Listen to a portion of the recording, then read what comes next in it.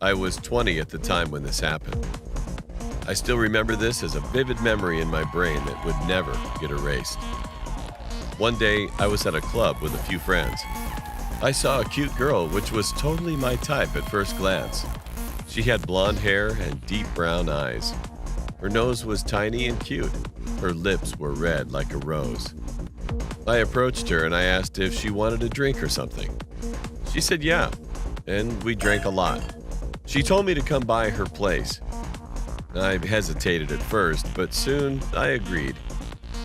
I told my friends that I was leaving early, and we booked a cab. We got in the cab, and 15 minutes later, we arrived at her house. Her apartment had a 2-floor. Nothing special, but just normal. We stepped inside, and all of a sudden, I smelled something rotten. I got a bit nauseous and asked her if I could use the bathroom. She smiled and said yes. I rushed in, and as I did, the smell got stronger. That's where the smell was coming from. At first, I didn't pay attention and puked into the sink. I thought that I had drunk a bit too much, but it was not. Just then, I heard a splash of water right beside the bathtub. I turned and opened the shower curtain, and then what I saw made my heart drop. A dead body of a boy around my age, mutilated, was lying in the bathtub obliquely. As I got closer, I realized that his right leg was cut off too. I was freaked out. I wanted to scream, but it didn't come out. But I decided not to go outside because she might be a psychopath killer and could kill me too. I tried to find an escape. Then I spotted something that I wasn't expecting. A small pocket knife stuck out from his jean pocket. I cautiously took the knife and flicked the door open. There was no one outside, and only that girl was sitting on the steps. I asked her what was in the bathtub, and suddenly, her expression got different. She flashed a maniac grin, and then she took out something from her back. A knife. All of a sudden, she lunged toward me, but I dodged it. I took out my knife and swung around as soon as she came to me and kicked her. She let out a scream as she fell to the ground. I heard some noise upstairs, but I wasn't going to check that out. I sprinted out the door and ran 2 blocks straight without stopping, and then called the cops. The cops searched the whole house and arrested 3 people, all charged for murdering innocent young boys. Then I took a cab back to my house. I called and told my parents about this incident. I wasn't able to sleep that night at all. This was the scariest I've ever experienced. And who knew what would have happened if I didn't find that knife?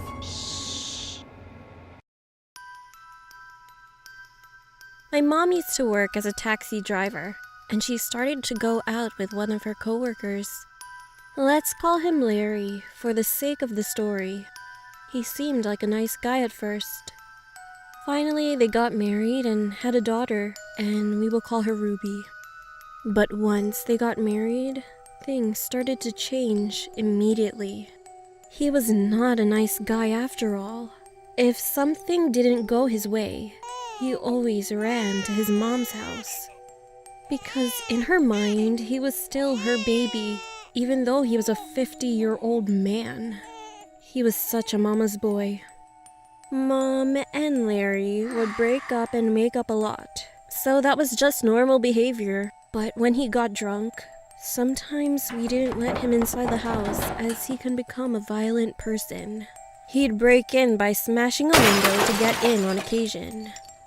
Well, he would not hurt us, but broke things like a TV or a family member's computer, which made us terrified.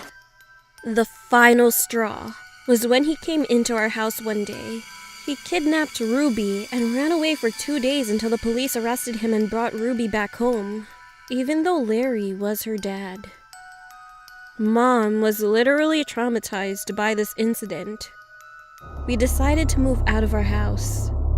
And it was a great idea to move away from him at a safe distance. We had none of his belongings, so he had no reason to come crawling back to us. So we moved out, and as time went by, we settled into the new house. We all started school, and I always woke up extra early to shower and play video games before I went to school. But this one day, when I woke up at 4 a.m. and finished taking a shower, I came out of the bathroom and looked out of the window unintentionally. It was still dark, and there was a man who was walking up and down the path by the side of our house. Suddenly, he looked up and stared at me. He realized that I saw him. I stood there and did nothing. Then he walked away and stood under the streetlight. It was Larry. He had the most malevolent smile I've ever seen. He came over to the mailbox saying that he was sorry. He said that he wanted to talk to my mom so they could start over again. I ran to Mom and woke her up, but we decided to call the police instead of letting him inside. About 10 minutes later, the police came to arrest him. They found out that he drove a car while drunk and left it halfway up the road. And when they searched him, he had a surgical scalpel in his pocket. He told the police that it was just a joke, but no one believed him.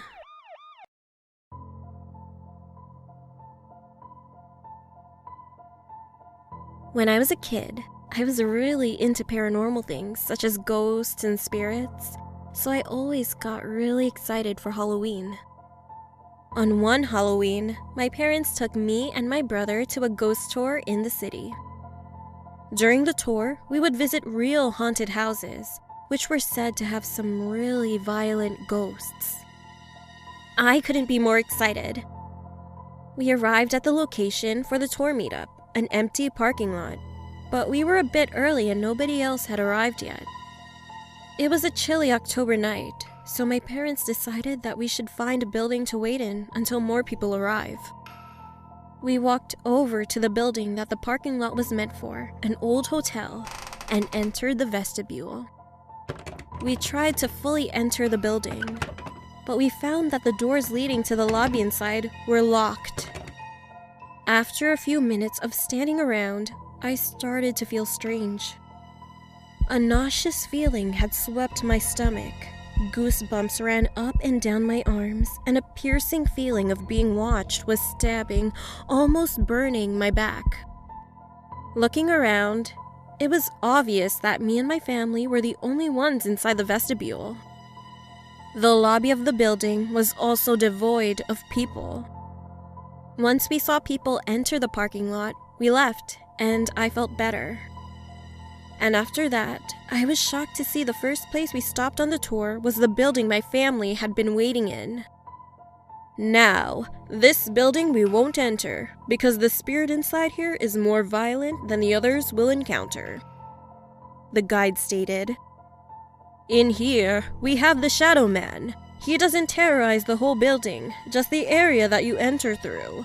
He's been known to slap and scratch people coming inside.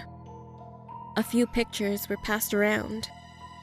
All of a sudden, I don't know how and why, but I recognized that an inky black figure stood against the door's windows. Its eyes were glowing white, and it had long fingers and pointed nails. It was freaky to think that I might have been targeted by the Shadow Man, but I didn't think much of it until after the tour when my family went back home.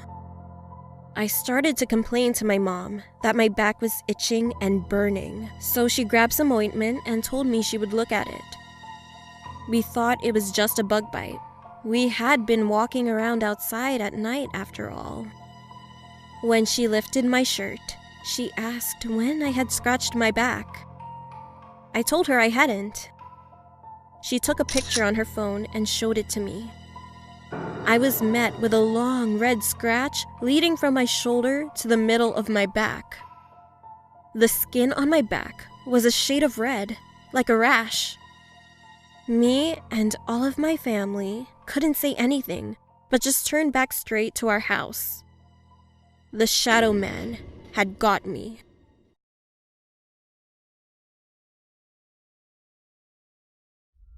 This is not about my story, but someone from my church, and he wanted to share his experience with anyone else. He's a 32-year-old man, and his pseudonym is Mark. He's a fairly big guy, and this situation took place when he was on his way home from work. He said that he had lost his phone 1 week before this whole situation happened, so he couldn't call and get any help during the story. It was quite late, around 11 p.m. He had finished work and was walking to a taxi stop location, and when he got there, a few people were standing around waiting as well. After about 2 minutes, he noticed that there was a minivan approaching. Usually, minivans are cheaper than taxis, and he felt tired that day, so he decided to take the minivan. He sat on a seat, and there was a young boy seated in the passenger side next to the driver who was collecting the fare. And then, 2 other boys who looked like teenagers also boarded the minivan and sat in the seats in front of him. Once the minivan took off, after about 5 minutes, the boy asked if they would like to drink some Coke. The boys accepted and started drinking. And they also gave it to Mark. Mark was also feeling thirsty, so he took it, but only a sip. Not much later, he started feeling drowsy. Just before he about laid his head on the seat beside him, he noticed that those 2 boys were already knocked out. After he laid his head down, he heard noises coming from the back seats. 2 people were talking in a different language. The car was passing a big signboard that showed Crest Chicken Farm. And then he finally passed out. When he got up, he found himself inside a big shed-like barn, and there were some tools on a big table. He was on the floor, and the other 2 teenage boys were laying next to him. He still felt a bit drowsy, but he managed to get himself up as he was looking for an escape. He saw that the 2 boys were still passed out, so he tried waking them, but they wouldn't budge. As Mark was kind of a big man, he tried to see if he could carry one of them, but it was hard to do because even Mark was having a hard time to stand properly. And then he heard voices. He took a peek from the door, and 3 people were walking toward the big shed, coming from a house on the hill, which was quite close to the shed. Mark panicked and tried to look for another exit. He was looking around the place, and he found one at the end of the shed, luckily. He approached quietly and escaped as fast as he could. At this point, his vision was all blurry, but he managed to find a fence door and unlocked it. He heard the people shouting, but he ignored. He just kept on running. When he finally reached his house, it was early morning, around 5 a.m. His wife was up all night waiting for him and ran out the front door as soon as she saw him. He collapsed and slept for almost the whole day. When he woke up and finally got a chance to explain to his wife what had transpired that night, he remembered about the other 2 boys who were still there. Then he contacted the police immediately. He told the police about the road signs and a big billboard for Crest Chicken Farm and other things that he could remember. About 2 weeks after, there was a police report about how they found 2 teenage boys' bodies in a lake and advised that when they examined the bodies, all their organs were missing. Mark just stood in fear. And as the event was too traumatic for him, Mark had to quit a job for a while.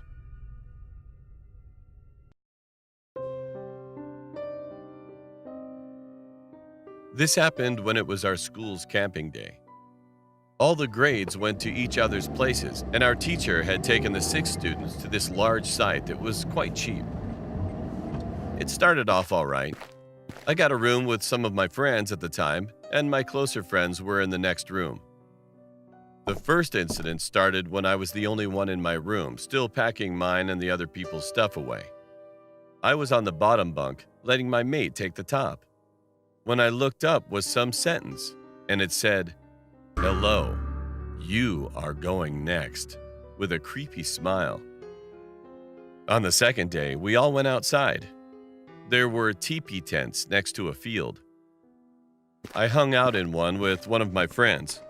Some others hung out in a second tent, but in the third tent, I saw a shadow with a knife. I told the teacher and another student who went in, but didn't come out.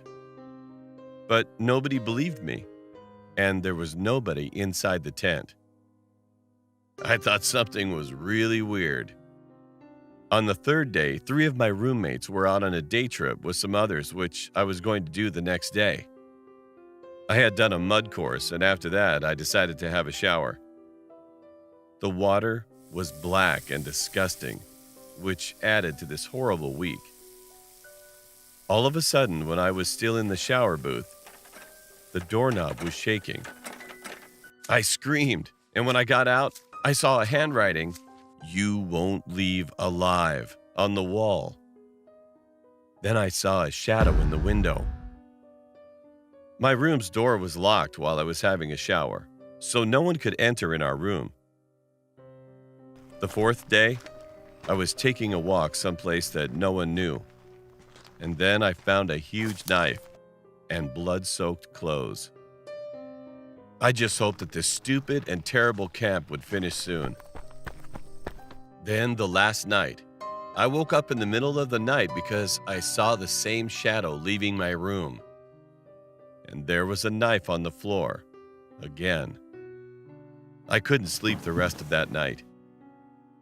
The last day, I was left to clean the room and set the beds for the students, whoever would use it next. When I was about to finish, I saw the door and it said, "You are lucky you survived. I didn't have enough time, but next, I will not let you go."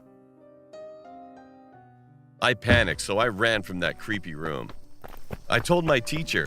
However, by the time we got back, it was gone. As I got onto the bus, I looked in the window of that room, and the shadow stared back at me, with a decapitated head in one hand, and in the other hand, the same knife I had seen twice. Later, when I came back from the camp, I heard about that place. It was an orphanage and a mental institution that had many mysterious deaths. To this day, I wondered what would have happened if I'd spent longer than 5 days at that place.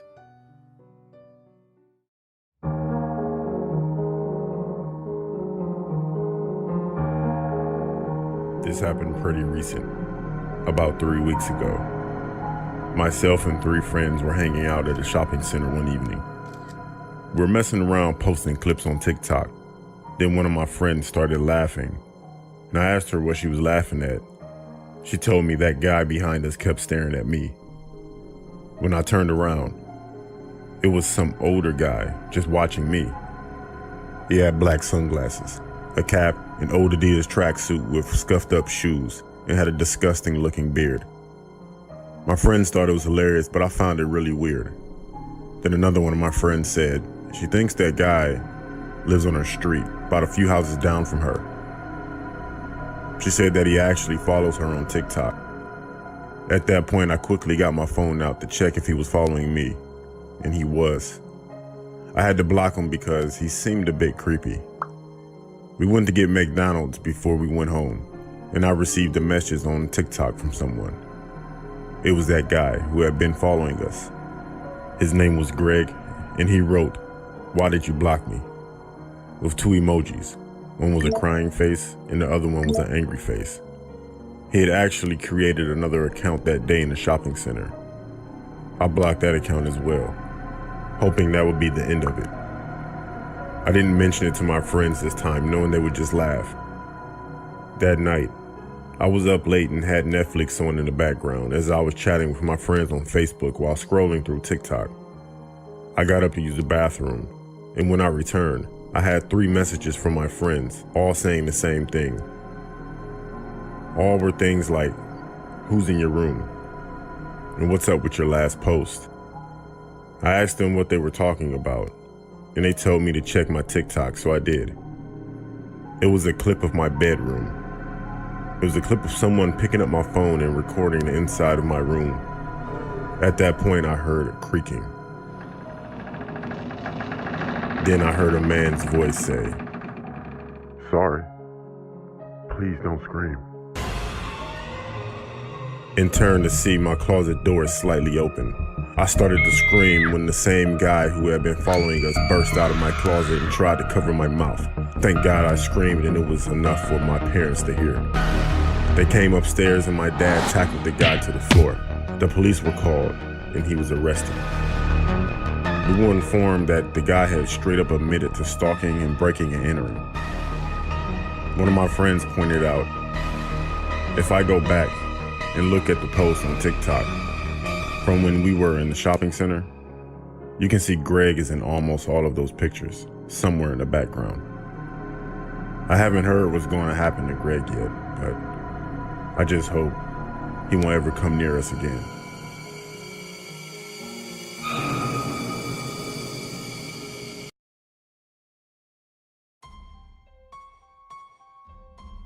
It happened about 6 months ago. I was in a scouting group, and at the end of the semester with the last group meeting, we always did something special. But this time was a little different. Instead of going indoor climbing, our scout leaders decided to go canoeing. I was really excited about it because I'd never canoed before. As always with every trip, we should have to be an hour earlier as we were riding our bikes to the destination. I noticed something. It was a creepy-looking old man staring at us, with an almost psychopathic-like grin on his face. His clothes looked old and dirty.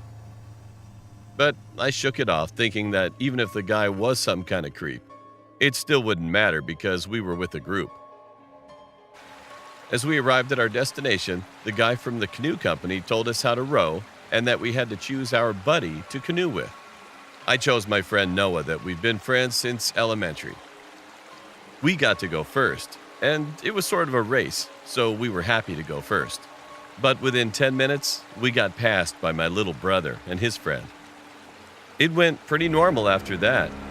We saw this guy in the middle of the stream in a boat, just fishing and sipping a beer. 10 minutes after, I saw the same guy I saw on the way here. He was just standing on the ground next to the stream with that same awful grin on his face. I thought of it as being a cliche, as this always happens in the movies. Noah also said, it's probably just a coincidence. He said this place is a popular camping place, especially at this time of the year. To be honest, he wasn't that scary that time. He might just be an old crazy man trying to scare some of the kids. So I just canoed on, and half an hour later, we were at the end. I got wet, so I grabbed a towel, and we went back to the meeting place. After that, I was going home alone, riding my bike. And I saw that same old guy in a car with another man who was sitting back seat. And they started slowing down. And the man asked me, "Hey kid, looks like you need a ride." The man behind the wheel said nothing, and I tried to say it as polite as possible. "Oh, no, thanks. I'm almost home anyway." As I looked at the man again, and I noticed fury and madness in his eyes, which I didn't know why. I just got scared, so I pedaled my bike out of fear of being kidnapped. But the car started chasing me, and they blocked the road. It was around 9 p.m. in a suburban neighborhood. Nobody was out on the street. As that guy opened the door, he jumped out and pushed me aside from my bike. I saw him with a gun in his hand. Then he finally knocked me out unconscious. I don't remember how many hours passed. However, I could hear the sirens dimly. 2 police officers saw this car was speeding, so they were chasing him. I also heard gunshots, which made me so scared. And then they shouted, "Shots fired! Shots fired!" 2 minutes later, the gunshots stopped, and the trunk where I was opened. It was a police officer. He took me out and told me, "It's safe now. Don't worry." Later, an ambulance arrived soon, so I could go to the hospital and met my parents there. Now 6 months passed. But I still think about what if the police officers didn't see them and they took me to the place where they were heading.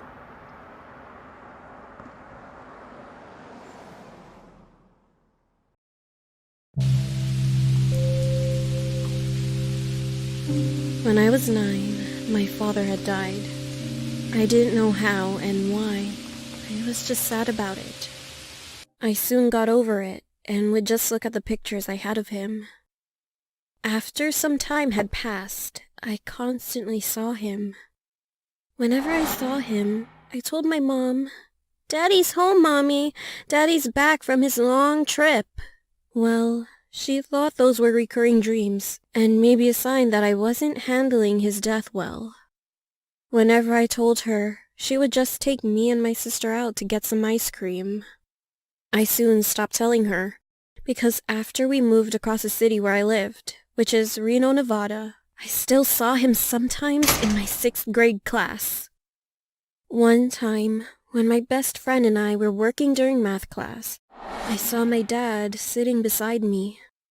Then I whispered to my friend that my dad was right next to me and that he constantly followed me around.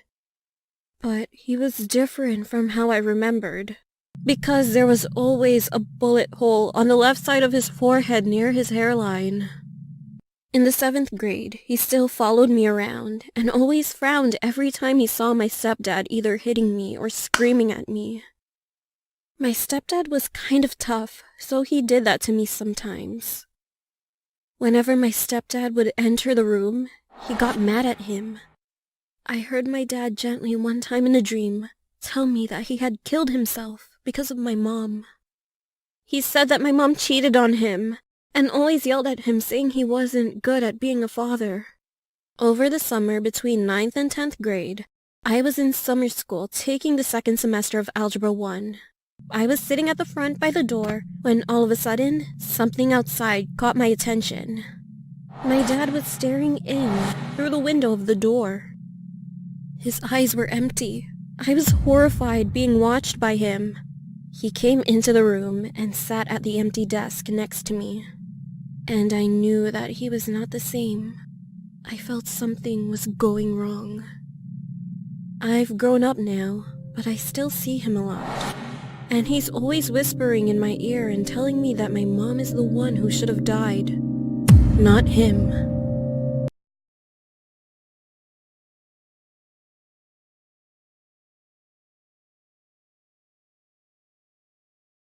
My name is Jude, and I'm 27 years old. I've always loved going camping ever since I was a young boy. Some of my earliest memories were of me sitting around the fire with mom, dad, and grandfathers, singing songs and telling stories. Whenever we told stories, we always ended the night on a scary story, right before going to bed. And my grandfather's stories were always the best. His descriptions gave me chills as he described vivid characters and monsters from his imagination. I always loved to hear his stories, but once, when I was 10 years old, something happened that scares me to this day. One cool autumn day, my parents decided to take me camping with my grandfather, as we always did around that time of year. We arrived at the campsite around 6 o'clock, and on the way in, I saw that the campsite we were driving into was different than the one we usually camped at. The entrance to the campground seemed old, and a lichen-covered stone sign with the name of the grounds greeted us as we drove in. We arrived and set up our tents. After eating dinner and cleaning up, we sat around the campfire as usual to tell our stories. I can't remember all of the stories told, except for the last, my grandfather's story. I remember the smell of the burning wood and burnt orange sunlight casting long shadows off into the trees behind us as he began to tell his tale. He started by saying that it was a true story from his childhood, and he had waited to tell it to me until I was old enough. This grabbed my attention, as usually my grandfather told fake stories and never about himself. He said that he had been camping at the same campsite we were staying at when his story occurred. He started by saying the campground had been built back in the 1930s by CCC workers during the Great Depression, which, looking back, explained the oldness of the park. But at the time, as a kid, I really didn't care. He said that one night, around 1960-something, while camping with his father, He was fishing at the lake down at the end of the long hiking trail that led back to the campground. His dad told him it was time to leave, and they started off down the trail. As he was walking, he began to feel a strange sensation, as if he was being followed. He turned back, but supposedly saw nothing several times. He kept walking until he said he was stopped by a long, eerie moan rippling out from behind the trees. He described it as sounding like a ghost or a person being slowly injured. He and his dad stopped in their tracks. His dad apparently tried to tell him it was a coyote, but my grandfather knew better. He told me it wasn't a coyote. He believed it was something else, something more sinister. Nevertheless, after this encounter, he returned back to the campsite with his dad and never saw or heard anything else. He claimed that this was true, and obviously he wouldn't be telling this to us if he hadn't been affected by it. But to me, it seems silly.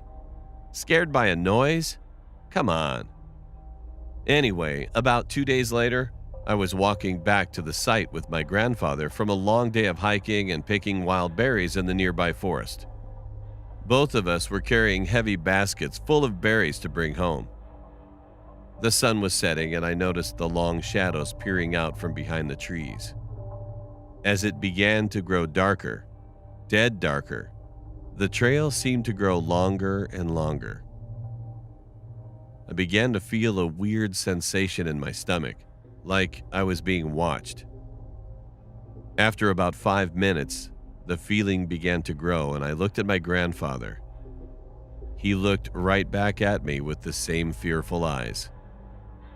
I was in shock. Did he feel the same feeling?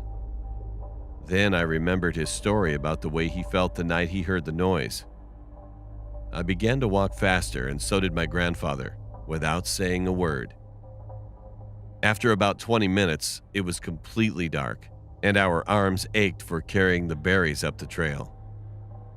Right as I turned a corner, I heard a long, eerie moan. My heart stopped as I froze in fear. My grandfather looked at me and said, "It's time to go." With that, we began wailing swiftly down the trail as fast as we could without dropping our berries. Just as I began to relax, I heard it again. Only this time, it was much louder. It sounded like someone being murdered. It was terrifying. It came from directly behind us, and I felt a burning sensation in the back of my head. I dared not look back. I sat in fear, wondering of what could have made the noise, when suddenly I heard my grandfather scream, "Run!"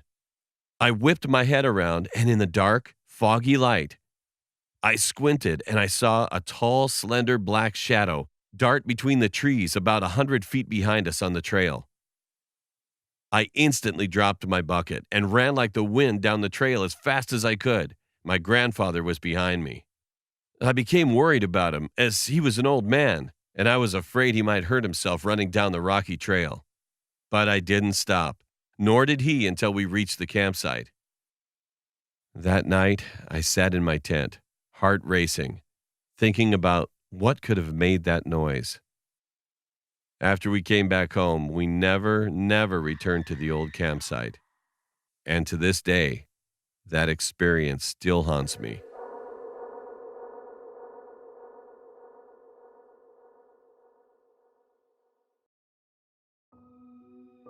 My name is Danny. Last year, I entered the high school as a freshman. One day while I was in PE class, the coach allowed us to get water one at a time, and I was the first student to go. I rushed inside one of the buildings from the courtyard to find the nearest water fountain. Since the building was pretty old, the only 2 fountains on the first floor were unusable due to rusty pipes. The only option was to go down into the unused basement, knowing that no one was allowed. I was nervous since none of the electricity was working, as it's only used during the summer. However, I forced myself and made my way down using the hallway light upstairs to guide me to the fountain. As I was drinking water, someone grabbed my shoulder abruptly. He was a tall man, to be in his early 30s, with a police badge. He said seriously, "I was ordered to take you, boy. Your school is in danger right now." Just then, he started to pull me.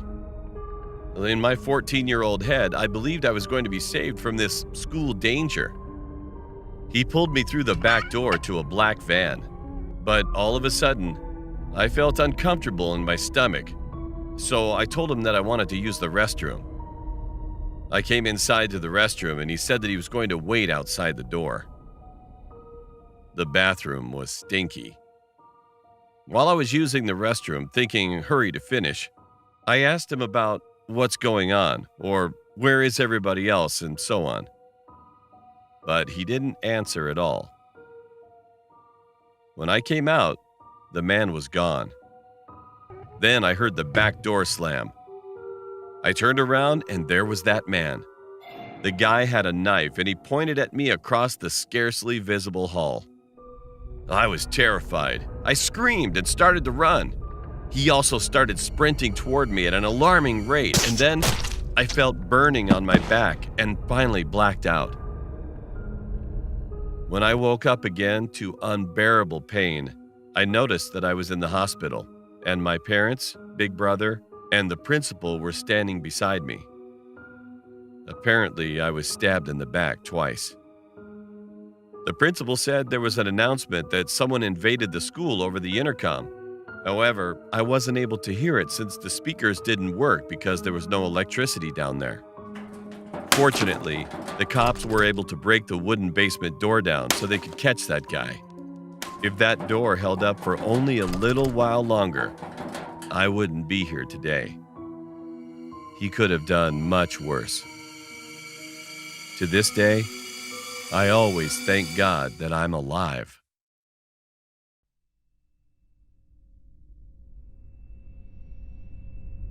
When I was in my last year of college, I started going to frat parties more often. I remember where they would have the frat parties at. It was at some creepy abandoned lake. There was one cabin around the lake, and it was big enough for parties. And that night, me and my friend Kai were walking to the lake for the party. When we got there, I saw a beautiful young girl. She had blonde hair with pretty blue eyes. Kai noticed that I was staring at her, and of course, he made a dumb joke. I told him to shut up, and he chuckled. And then he said, "Go talk to her, dude." I refused at first, but after 5 minutes, Kai convinced me to go over to her. So I finally went for it. I walked up to her and I said, "Hey, are you new around here?" She then said, "Yeah, it's my first year of college," and smiled. Then she told me that her name was Jamie. We started talking, and about 1 hour later, we decided to go into the woods. As soon as we were far enough away from the party, she looked at me and we started kissing. Well, to tell the truth, it was the best moment ever of my life. After about 20 minutes of making out, she said, "Let's go back to the party." But after walking for 5 miles, I heard something. And suddenly, I realized that Jamie was with me no more. She was gone while I was not paying attention to her. I called her name, but there was no answer. Then I heard a strange sound again on my left side. I went to investigate, and I froze in fear. It was a man in his late 50s, tied up to a tree. He had tape on his mouth, and he was beaten up badly. So I untied him, took the tape off, and I asked him, "Are you okay, sir?" The man said he was okay, and I asked again, "Who did this to him?" And his answer terrified me. He replied that it was the girl with blonde hair, with blue eyes. As soon as he said it, I heard rustling noises coming from behind me. I turned around. Jamie was there, and she had an axe in her hand. She was smiling again, but now it became madness. I tried talking to Jamie and told her to put the axe down, but she didn't listen. She threw the axe right at me. Luckily, the axe missed me and hit a log beside me. I had no choice at all. I tackled her to the ground and screamed for help. Kai and two other dudes came to me in a hurry and helped to restrain her. I was pissed and also shocked. I asked her, why did she attack that man? She laughed and told me, what's the problem? You don't have to worry about it. Something like that. I told Kai to watch her while I called the cops, and the cops showed up within minutes. The party was canceled, and everyone had to go back to campus. I still think what would have happened if I didn't pay attention to the sounds and just kept walking to the party. I hope Jamie never finds me again.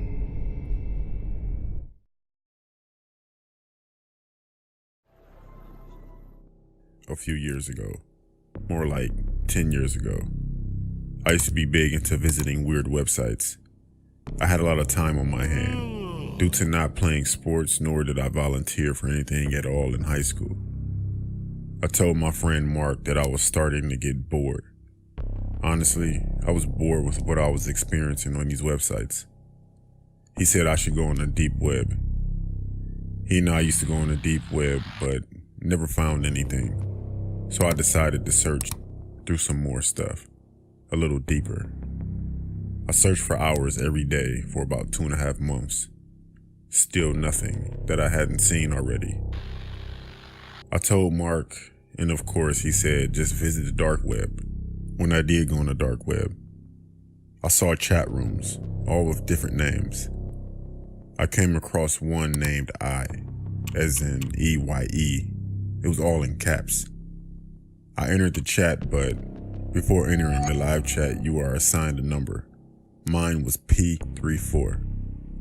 I confirmed my number and entered. There were hundreds of people. The comments were coming in quick. At first, I didn't understand what was going on. The screen was black, then a name popped up on the screen that said Mr. Wiggles. The comments immediately stopped and a voice came over my speakers. Welcome, P34. Then his name disappeared off of the screen and the comments continued, everyone giving me welcomes. A few minutes go by, then a countdown from 10 pops up on the screen. Then the chat goes crazy. Once it reached the number 1, the screen went straight to what looks like a view from a camera just watching someone in what looks like at their home. I sat there watching this for 20 minutes and nothing happened, so I shut down my computer. The next day I went to school, had a normal day, went to Walmart, then I went home. I decided to go back on the same chat from before. I confirmed my number P34 and again, there were hundreds of people commenting. Mr. Wiggles popped up and just like before, the comments stopped. Across the screen it said, no new members tonight. Then the countdown started again. Everyone in the chat started going wild. The countdown finished and then it was showing the point of view from a camera again. But it was outside of a school. My school from earlier that day. At that point I was intrigued. I couldn't tell if it was focused on a certain person or just watching the school. After 30 minutes of watching the video, our school bell rang and everyone started to come outside while whoever was recording was positioned across the street in the car. Once everyone came out, the person got out of the car and started to follow a crowd of kids. Everyone started to split from each other and the person recording started to follow someone. It was my friend Mark. He had to be at least 100 feet behind him. I started to call Mark, but he didn't answer. I kept calling him as I watched the video, but nothing. The person followed him to his house and sat outside of his house for a few minutes. The man behind the camera finally said, "No parents are home." And he began to walk to Mark's house, rang the doorbell, and waited as he continued to record. A few seconds go by, and Mark opened the door. He looked confused and the guy said, "P34 sent me." And Mark looked afraid that the camera shut off and everyone in the chat left. So I did too. I called Mark's house phone instead of his cell phone, and his mother answered. I asked for Mark and she said that she thought he was with me. I panicked. I then received a notification on my phone from my Gmail account. It said the sender was Mr. Wiggles. The message was, "I'm getting closer, P34. Mark says hi." I was shocked and didn't know what to do, so I called the cops. They didn't do anything about it because the email disappeared. I haven't been on the dark web since, and no one has seen Mark. Still to this day, I receive messages with pictures of me in random places, along with the same written message that said, "It can happen anytime." I honestly wish I never went on the dark web.